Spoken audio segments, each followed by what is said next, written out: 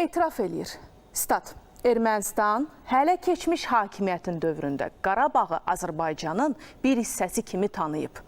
Bunu parlamentə çıxışı zamanı Ermənistanın baş naziri Nikol Paşinyan deyib. Onun sözlərinə görə Madrid prinsiplərinə əsasən Ermənistan Qarabağı Azərbaycanın tərkib hissəsi kimi tanıyıb və rəsmi İrəvan bugün həmin sənədin acı nəticəsini görür. Paşinyan bildirib ki, stat, biz bunu hələ 2018-ci ilin mayında ictimaiyyətə bildirməli idik. Amma düşündük ki, bəlkə birtəhər bu tələdən çıxa bilərik.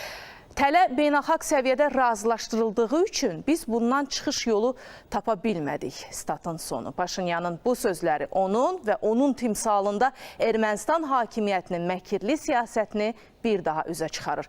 Erməni baş nazir onu da deyib ki, bütün bunlardan sonra Ermənistanın Qarabağın öz müqəddəratını təyin etmə hüququndan istifadə barədə məsələ qaldırmasına da müsbət baxılmır. Çünki beynəlxalq aləm bunu artıq ərazi iddiası kimi anlayır, deyə Nikol Paşinyan qeyd edib.